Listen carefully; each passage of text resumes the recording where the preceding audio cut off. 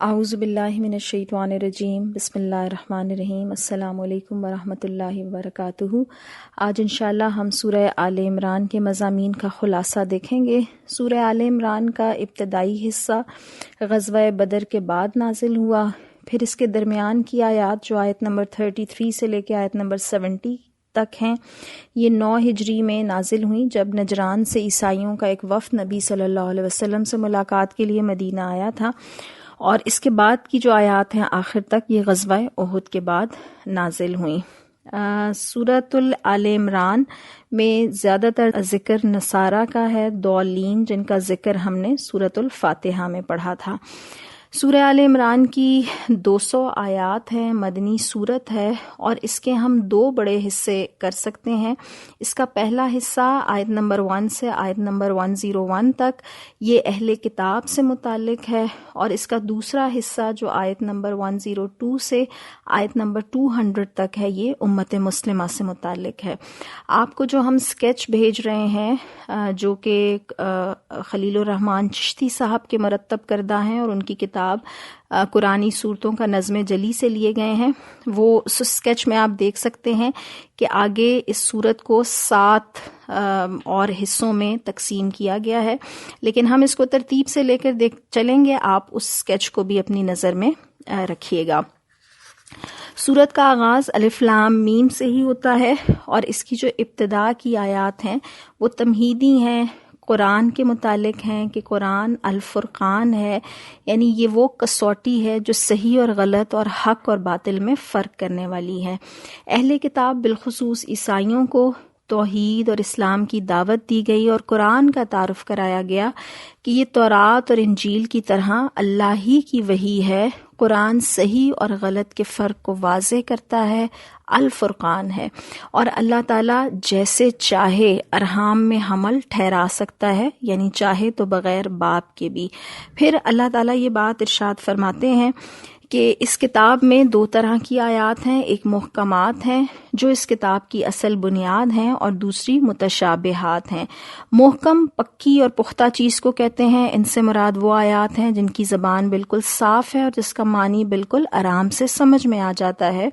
جیسے عقائد، عبادات، اخلاق، فرائض کے متعلق آیات ہیں۔ دوسری متشابہات ہیں جن میں اشتباہ کی گنجائش ہے، جس کے معنی تک ہم مکمل طور پر پہنچ نہیں سکتے، مثلاً خود اللہ کی ہستی، عرش کی تخلیق، جنت اور دوزخ۔ تو اللہ تعالیٰ نے یہ بات ارشاد فرمائی کہ جن کے دلوں میں ٹیڑھ ہے وہ فتنے کی تلاش میں ہمیشہ متشابہات ہی کے پیچھے پڑے رہتے ہیں اور ان کو معنی پہنانے کی کوشش کرتے ہیں۔ تو متشابہات کی تعویل سے اجتناب کرنا چاہیے، اور ایک بات یہ بھی اللہ تعالیٰ نے ہمیں سکھائی کہ دل کے ٹیڑھ یا زیغ قلب سے بچنے کے لیے یہ دعا پڑھی جائے، ربنا لا تزغ قلوبنا بعد اذ ہدیتنا۔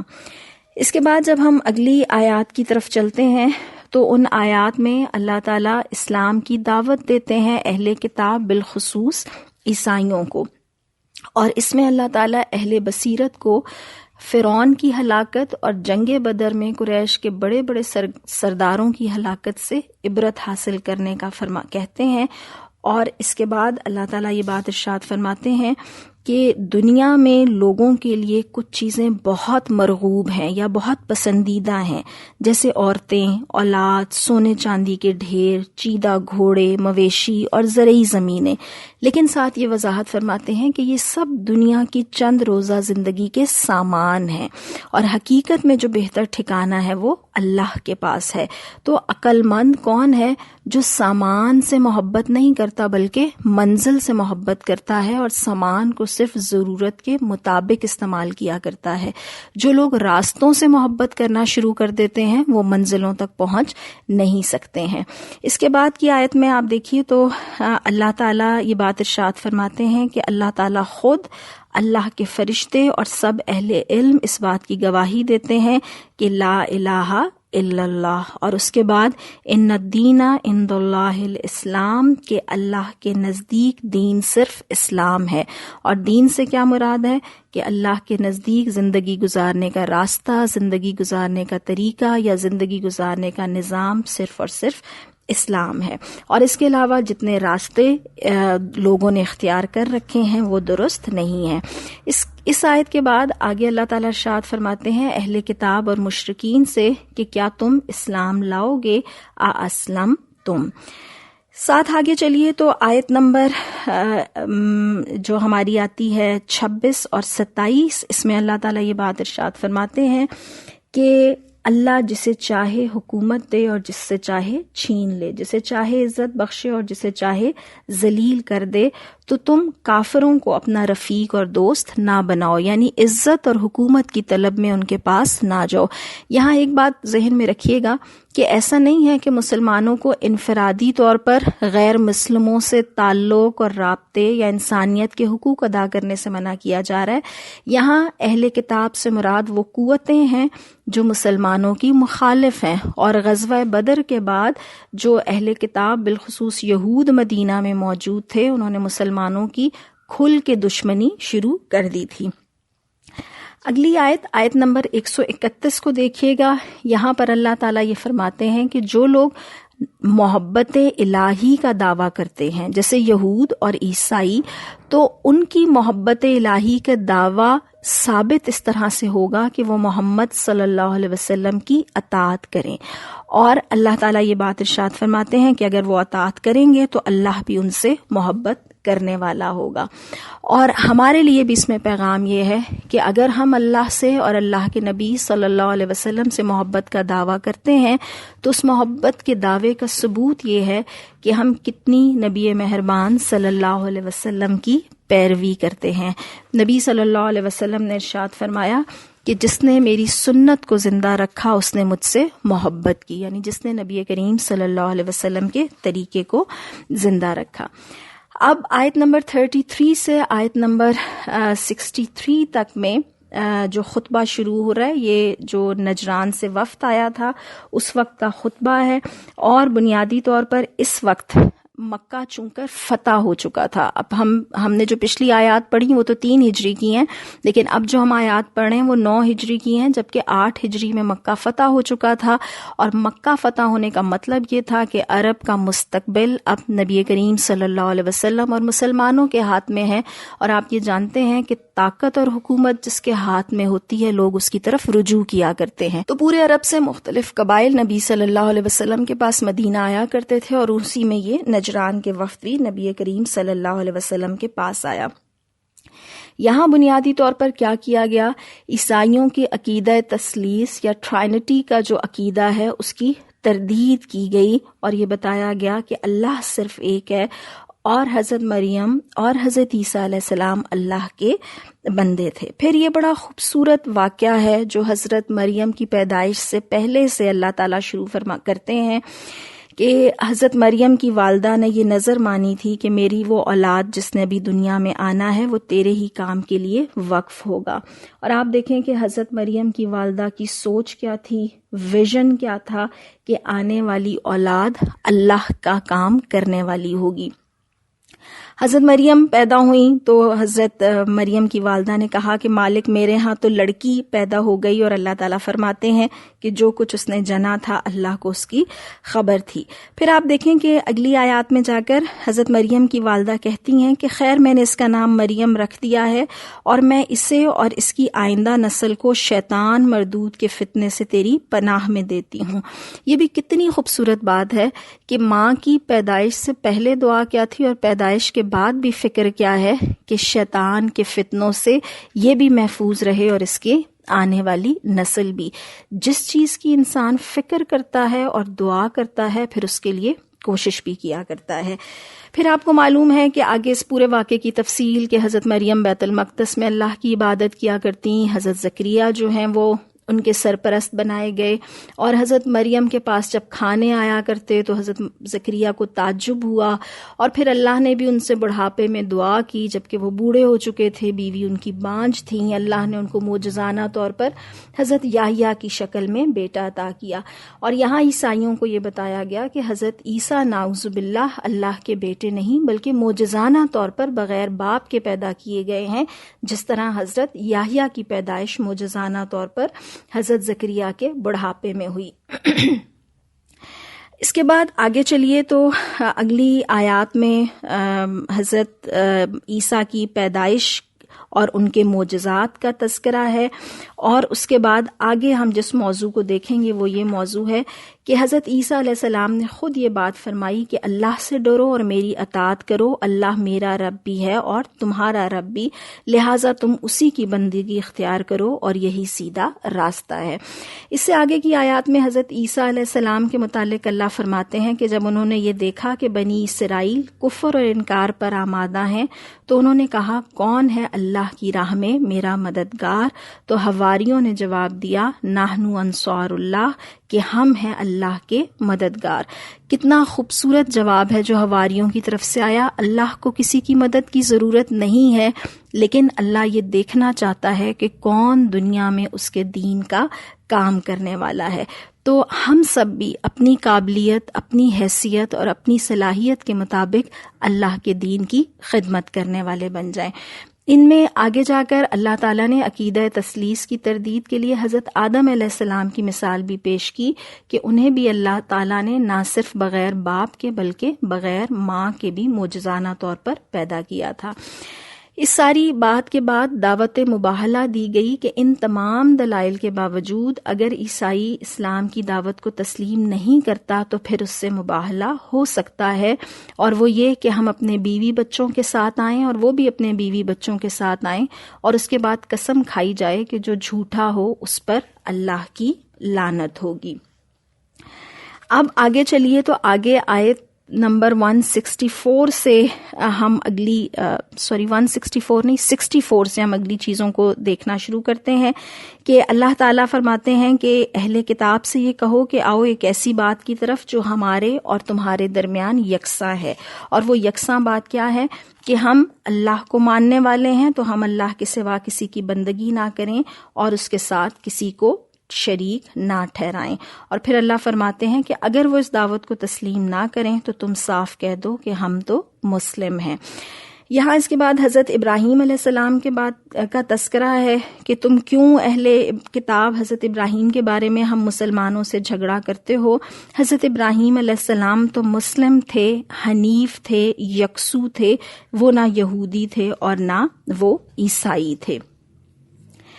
آگے کچھ جو شرور ہیں جو اہل کتاب کی طرف سے پھیلائے جاتے تھے اس کی بھی بات آئی کہ اللہ تعالیٰ فرماتے ہیں کہ اہل کتاب میں سے ایک گروہ کہتا ہے کہ اس نبی کے ماننے والوں پر جو کچھ نازل ہوا ہے اس پر صبح ایمان لاؤ اور شام کو انکار کر دو، شاید اس ترکیب سے یہ لوگ اپنے ایمان سے پھر جائیں۔ یہ فتنہ پردازیوں کی ایک مثال ہے، یہ ایک چال ہے کہ لوگوں کو بدل کرنے کے لیے پہلے اقرار کرو اور پھر انکار کر دو، اور اسی طرح سے یہ تعصب بھی ان کا بتایا گیا کہ صرف اپنے دین کی بات مانو اور کسی کی بات نہ مانو، چاہے اس کے لیے تمہیں کتنی ہی واضح دلیل مل جائے۔ اہل کتاب کا کردار بھی یہاں پر اللہ تعالیٰ نے بتایا کہ کوئی تو ایسا ہے کہ وہ دیانت دار ہے، لیکن اکثریت کا حال یہ ہے کہ اگر ایک دینار کے معاملے میں بھی ان پر تم بھروسہ کرو گے تو وہ تمہیں ادا نہیں کریں گے۔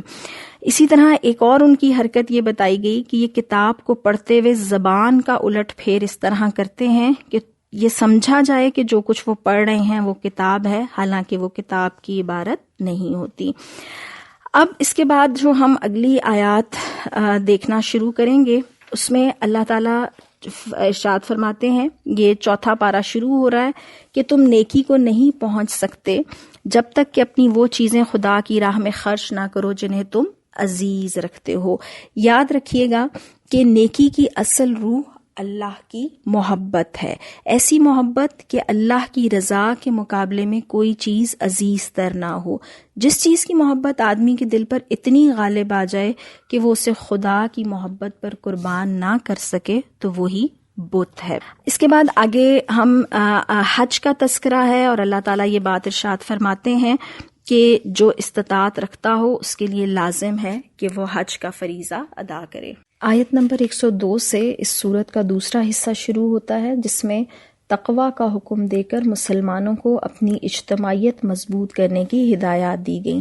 سب سے پہلے جو مسلمانوں کو حکم دیا گیا وہ یہ کہ وہ اللہ کا ایسا تقوی اختیار کریں جیسے کہ اللہ کا حق ہے، اور پھر وَاعْتَصِمُوا بِحَبْلِ اللَّهِ جَمِيعًا کے الفاظ سے اللہ کی رسی کو اجتماعی طور پر مل کر پکڑنے کی ہدایت کی گئی۔ ساتھ یہ بھی کہ مسلمانوں کے اندر ایک ایسی جماعت ہونی چاہیے جو نیکی کی طرف بلائے اور بھلائی کا حکم دے اور برائی سے روکے، یعنی دعوت و تبلیغ ایک اجتماعی فریضہ ہے۔ امت مسلمہ کو خیری امت کہا گیا کہ اس کا نصب العین امر بالمعروف و نہی عن المنکر ہے۔ اس امت مسلمہ کو میدان میں اس لیے لایا گیا ہے کہ وہ دوسرے انسانوں تک اسلام کا پیغام پہنچائیں، ان کو نیکی کا حکم دیں اور برائی سے روکیں، اور اہل کتاب سے بھی درد مندی کا اظہار کیا گیا ہے کہ اگر وہ بھی اسلام لے آئیں تو کتنا اچھا ہو۔ اس کے بعد اہل کتاب کے شر کی بھی مثالیں دی گئیں اور ان کے اندر پوشیدہ جو کچھ لوگ خیر کے علمبردار ہیں ان کی بھی مثالیں دی گئیں۔ مسلمانوں سے یہ کہا گیا کہ وہ غیر مسلموں کو رازدار نہ بنائیں، یہ اسلامی ریاست کی خارجہ پالیسی ہے، اور مسلمانوں پر یہ واضح کیا گیا کہ تم اہل کتاب سے محبت کرتے ہو لیکن اہل کتاب تم سے محبت نہیں کرتے ہیں۔ دنیا میں مختلف جگہوں پر مسلمانوں کے ساتھ جو سلوک ہو رہا ہے اور اس پر جو دنیا کا رد عمل ہے، اس سے ہمیں بہت ساری چیزیں سمجھ آ جاتی ہیں۔ آیات جو اس کے بعد آ رہی ہیں، آیت نمبر 121 سے شروع ہو رہی ہیں، اس میں جنگ احد کی شکست پر تبصرہ ہے۔ اللہ تعالیٰ فرماتے ہیں کہ جنگ احد میں ایک تو منافقین کھل کر سامنے آئے، اور اس کے بعد دو گروہوں کا بھی تذکرہ کیا گیا جو کمزوری دکھانے پر آمادہ ہو گئے تھے۔ مسلمانوں کی اخلاقی تربیت کی گئی کہ وہ صبر اور تقوی سے کام لیں، سود سے بچیں، دل کھول کر انفاق کریں، اللہ اور رسول اللہ صلی اللہ علیہ وسلم کی اطاعت کریں، انفاق اور جہاد کے ذریعے سے اللہ کی مغفرت اور جنت حاصل کرنے کے لیے ایک دوسرے سے بازی لے جائیں۔ سارعوا الی مغفرہ، اہل ایمان تنگی اور خوشحالی دونوں حالتوں میں اللہ کی راہ میں خرچ کرتے ہیں، غصے کو پی جاتے ہیں، لوگوں کو معاف کر دیتے ہیں، ان سے اللہ محبت کرتا ہے، اور کوئی فحش کام یا گناہ ہو جائے تو یہ اللہ سے مغفرت کرتے ہیں، گناہوں پر اصرار نہیں کرتے، انہیں مغفرت اور جنت عطا کی جائے گی۔ یہ وہ صفات ہیں جو ہم اپنے سامنے نوٹ کر لیں کہ انشاءاللہ ہم نے ان کی طرف اپنے آپ کو بڑھانا ہے۔ مسلمانوں کو تسلی دی گئی کہ ایمان کا مظاہرہ کریں گے تو وہی غالب رہیں گے، اور احد کی شکست کا مقصد واضح کیا گیا کہ اللہ تعالیٰ سچے مومنوں کو چھانٹ لینا چاہتا تھا، اور جنگ میں ثابت قدمی کا مظاہرہ کرنے اور اللہ سے مضبوط تعلق رکھنے کی ہدایت کی گئی۔ انہی آیات میں آگے چل کر صحابہ اکرام کی تربیت کی گئی کہ اگر رسول صلی اللہ علیہ وسلم کی موت یا شہادت ہو جائے تب بھی دین اسلام کو چھوڑا نہیں جا سکتا، اور مسلمانوں کو خبردار کیا گیا کہ وہ کافروں کی اطاعت کر کے نقصان اٹھائیں گے، اور مسلمانوں کو تسلی دی گئی کہ اللہ ان کا مولا ہے، یعنی سرپرست ہے، اور وہ کافروں کے دلوں میں رعب طاری کر دے گا۔ احد میں مسلمانوں کی شکست کی کچھ بنیادی 5 وجوہات بتائی گئیں۔ نمبر 1 بعض لوگوں کی کمزوری، نمبر 2 باہمی اختلاف، نمبر 3 مال غنیمت کی محبت، نمبر 4 رسول اللہ صلی اللہ علیہ وسلم کی نافرمانی جو ایک دستے کی طرف سے ہوئی، اور نمبر 5 دنیا کی طلب یا محبت۔ جنگ احد میں منافقین کا کردار اور ان کی ہوس اقتدار کا تذکرہ بھی کیا گیا کہ منافقین اپنے آپ کو قیادت کے لیے رسول اللہ صلی اللہ علیہ وسلم سے زیادہ بہتر سمجھتے تھے، لیکن نبی کریم صلی اللہ علیہ وسلم کو یہ حکم دیا گیا کہ بطور قیادت، بطور لیڈرشپ، آپ صلی اللہ علیہ وسلم کے پاس سب سے بڑی اللہ کی نعمت یہ ہے کہ آپ نرم مزاج ہیں، تو آپ باہمی مشاورت اور اللہ پر توکل کے ساتھ کام کریں، اور آپ کو کاموں کی ترتیب یہ بتائی گئی کہ پہلے مشورہ کیا جائے، پھر فیصلہ کیا جائے، اور پھر فیصلے پر توکل کیا جائے۔ اس کے بعد آگے اللہ تعالیٰ یہ بھی فرماتے ہیں کہ اللہ تعالیٰ نے نبی کریم صلی اللہ علیہ وسلم کو مبعوث کر کے دراصل مومنین پر احسان کیا ہے، اور اس کے بعد منافقین کی چند صفات بتائی ہیں، اور سچے مسلمانوں کی ہمت افزائی بھی کی گئی ہے۔ اب ہم اس کا آخری حصہ دیکھیں گے جو آیات ہیں 190 سے 200، جس میں پوری صورت کا خلاصہ ہے۔ عقل مندوں کو کائنات پر غور کرنے اور تعلق باللہ میں اضافے کی ہدایات دی گئیں۔ نبی صلی اللہ علیہ وسلم کی پکار پر لبیک کہنے کا حکم دیا گیا، ہجرت کرنے والوں، انفاق کرنے والوں، جہاد کرنے والوں اور اذیت پر ثابت قدمی کا مظاہرہ کرنے والوں کو جنت کی بشارت دی گئی۔ مسلمانوں کو یہ واضح کیا گیا کہ دنیا کے مختلف خطوں میں کافروں کی چلت پھرت یا ان کی کامیابیوں سے تم دھوکے میں نہ پڑنا، اللہ تعالیٰ سب سے بڑی طاقت ہے۔ اور اہل کتاب میں سے ایمان لا کر مسلمان ہونے والوں کی صفات بیان کی گئیں۔ آخری آیت میں ایک خلاصے کے طور پر 4 ہدایات دی گئیں جن کے ذریعے سے کافروں پر غلبہ پایا جا سکتا ہے۔ نمبر 1 صبر یا ثابت قدمی، نمبر 2 مصابرت یعنی ثابت قدمی کی باہمی تلقین، نمبر 3 کمر بستہ ہو جانا، اور نمبر 4 تقوی یعنی خوف خدا اور حدود کی پاسداری۔ اور یہ 4 تدبیریں ہی کافروں پر غلبے کی ضامن ہیں۔ مرکزی مضمون ہم سورہ آل عمران کا دیکھیں تو 4 تدابیر اختیار کر کر اللہ تعالیٰ نے بتایا کہ تم دنیا پر غلبہ حاصل کر سکتے ہو۔ اس سے مراد یہ ہے کہ مسلمان مغلوب رہنے کے لیے نہیں بھیجے گئے۔ وہ 4 تدابیر کیا ہیں؟ اہل کتاب کو اسلام کی دعوت دی جائے، ان کو اسلام کی طرف بلایا جائے۔ نمبر 2 اہل کتاب میں موجود جو خیر کا عنصر ہے، جو صالح عنصر ہے، اس کو دریافت کیا جائے اور اسے اسلام کے حق میں استعمال کیا جائے۔ نمبر 3 اہل کتاب میں موجود جو شر ہے اس سے آگاہی حاصل کر کے اس سے بچنے کی بھرپور کوشش کی جائے۔ اور آخری اور چوتھی بات یہ کہ امت مسلمہ کی صفوں کے اندر کامل اتحاد اور اتفاق پیدا کیا جائے، تقوی کی بنیاد پر امت متحد ہو، اور جو جنگ احد کی شکست کے اسباب کا جائزہ لے کر مستقبل کی کمزوریوں پر قابو پایا جائے۔ اللہ تعالی ہم سب کو بھی ایک امت بننے اور انتشار سے بچنے کی توفیق عطا فرمائے۔ وآخر دعوانا ان الحمد للہ رب العالمین، اللہ رب العالمین، اللہ رب العالمین۔